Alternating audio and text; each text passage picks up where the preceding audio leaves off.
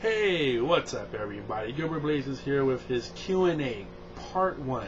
Now, I got a whole bunch of questions. I think over 200. So, I thought I told you at first I was going to answer just the first 50, but I was looking through most of them, and I was like, you know what? Let me just answer the ones that I think are really, really good that I think I can explain myself with. I got a whole bunch of wrestling questions, as I knew I would get, and I was kind of hoping I would get more different kind of questions besides wrestling, but that's all good. It's all cool. So let's get to it. I'm going to be looking at the screen here while I answer these questions, and just right off the fly most of them, because I didn't really get a chance to really think about most of them. So I just figured, let me just say what's on my mind, and that's that. So the first question is from Alex AJG. He asks, what do you think of Michael Cole's heel commentary towards Daniel Bryan on NXT? I actually like this. I like to see a heel Cole because for such a long time now, Michael Cole's been a pushover. He's been this babyface, so to speak. But in a sense, the WWE fans, most of them don't like him, and we've always shit on him for years. So it's good to finally see him acting like a heel and actually taking shots at the fans, because deep down inside he's probably hating us because we all hate how he is. So I'm enjoying this, and I think it also enhances Daniel Bryan, and it makes us want to be more endearing towards him. So thank you for the question. Alright, ECW Paul Best 69 XD, our favorite conservative Republican, he asked me 2 questions. First is, what are your top 5 movies, and please don't list any gay porn. Well, you know what, I hate doing these kind of lists, because I always have so many movies I like, but the one movie that I like the most is indeed a gay movie called A Beautiful Thing, which I've talked about in the past. That movie changed my life, because when I watched it when I was 17 years old, I was still in the closet, and that movie was about 2 teens falling in love with each other and dealing with their affection and actually coming out, in a sense. And it was just a gritty, raw film that I really spoke to my heart. And after I finished watching that film, I pretty much came out to myself, and then the very next day I came out to my mom. So, question number 2. If God decided to give you one superpower, what would you want it to be? And that's a good question there.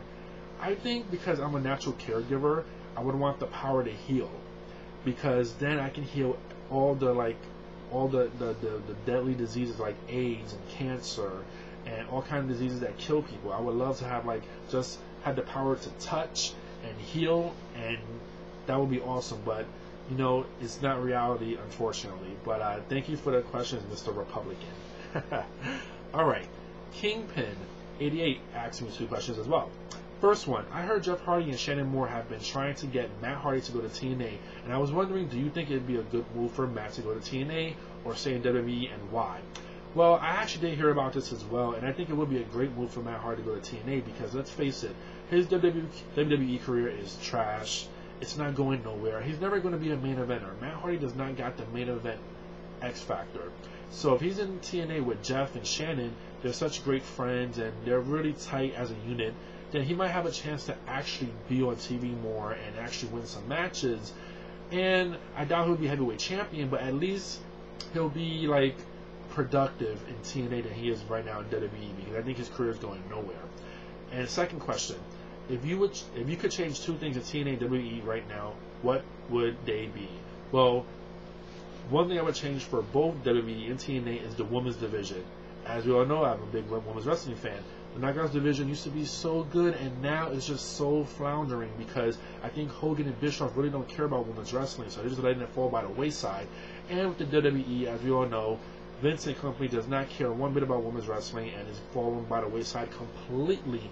Now, I am happy that Eve Torres won the Divas title on Raw this week, but really, it should have went to Gail Kim, because Gail Kim deserves it a lot more. But I do like Eve, but come on, the women's division is so bad in each promotion right now. It's just sorry. And for the second one, for TNA, I would say, enhance the X Division again, because the X Division was their bread and butter. It brought them to the dance, so to speak. And, they're kind of trying to do something with the X Division, but it's not enough, because you got all these big guys that are just completely overshadowing the X Division. And with WWE, I would say, that's a good question. With WWE, it's so many different kind of problems, but the one problem is right now, is they're not really building up people as much now. You know, Sheamus and Jack Swagger got the heavyweight title, but their built up to it was really horrible. Like they're trying to just force us to like young stars really fast now. It seems like, but they should have had the built up process a lot better so we could really be endearing to them. And that's the one big problem with WWE's doing happening right now. So thanks a lot, Kingpin, for that question. All right, Billy Paz 1. My Boston buddy asked me 2 questions. First one, three favorite all-time wrestlers for their wrestling ability. Well, my all-time favorite wrestler, without a doubt, is the Macho Man Randy Savage. Without him, I would never be a wrestling fan. He had everything, the mic skills, the wrestling ability, the charisma, the presence, everything about him. Second one would be Rick Rude. I was a big Rick Rude mark back in the day. I thought he was a triple threat, but WWE, for some reason, never gave him the heavyweight title. And my third pick would be Rick Martel. I was a huge fan of Rick Martel, and I loved the model gimmick. And that was one guy who should have at least been the Intercontinental Champion. The guy had the charisma, the wrestling ability, the style, the mic skills. Even though he didn't speak English too well, maybe that kind of hurt him in a sense, but he still had it all. But unfortunately, he was in an era where Hulk Hogan dominated and all the big guys dominated, and he wasn't given a fair shake. Now, second question. Favorite year in each major current wrestling promotion, WWE, TNA, or ROH? Well, for the WWE, I grew up watching late 80s, early 90s WWF, and that was my era of wrestling. That's what made me a wrestling fan, so I would have to say that because that era of wrestling made me a wrestling fan. For TNA, it would be the beginning year because when the X Division was the main event, when it was all about the X Division, it was very exciting, it was very fresh. And that drove me to TNA right there when they used to be on Fox Sports Net and they did their shows in Nashville. It was really exciting at that time. And for ROH, I was a late bloomer to ROH as well. I started watching ROH in the year 2007 when I first started joining YouTube. So I'll have to say 2007 because that's when I started noticing ROH and became a fan. So thank you for the questions, Billy Paz 1. Next question from Johnny Thunder, my buddy. He asks, pop or soda? Obviously, I'm going to say soda because who the hell calls their beverage pop? That's something that you've heard in the 1950s. You know, dude, like, come on, Johnny Thunder. Get with the program. It's 2010, buddy. All right. Next question from, I cannot say his name right. Low Kit Up Is Back. There you go. Asks me, you wear that Terry Funk t-shirt a lot. So what's your favorite Terry Funk match or moment? Yes, I love my Terry Funk t-shirt, one of my favorite wrestling shirts of all time.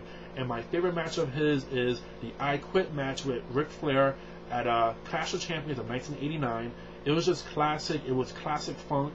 You know, back in his heyday, he had a method to his madness. And the man was he just knew how to garner that heel heat. He was excellent. And I love Terry Funk for that. And I mean, he's broken his body for this business. I feel really bad for him because he's just a mess. But the fact is, he's a legend, and he did a lot for this business, and he had a lot of great moments. So thank you for that. Low It Up Is Back. All right. Next question from my buddy A-Stone08. He asked me a really interesting question, which I can make a whole entire video about. So his question is, why do so many wrestling fans have poor social skills? That's a very good question. You know, I don't like to judge people, and I don't like to be like thinking I'm better than anybody else because I'm not better. I'm just a regular person. But I do notice when I go to wrestling shows, especially indie shows in general, like the crowd mostly look like I hate to say this, like rejects in a sense. You know, people always see wrestling fans as dummies, as social misfits, as like just outcasts. And when I'm around certain like the wrestling fans in general, like indie wrestling fans, they just don't look like they would fit in society in a sense. And I hate that because what is normal these days? You know, I'm not normal. I don't know what the definition of normal is. But in a sense, and I noticed this on YouTube as well, you know, some people think wrestling is their life. And, you know, when I was a little kid, I thought wrestling was my life too, but I also have a life now. So wrestling is a big part of my life, but it's also something that's just there, and I also have a regular life as well. But I think that kind of contributes to like the poor social skills in that sense, because it just seems like people just like, you know, wrestling fans in general, they just have this click with them because, you know, people make fun of wrestling all the time. So it feels like you're always on like the defense, trying to like, you know, talk about why you're such a wrestling fan. So I guess in a sense, people are always like on the defense, so they kind of have like this poor social skills in that manner because you know like people shun you if they hear you're a wrestling fan. So I hope that answers the question right there, A Stone.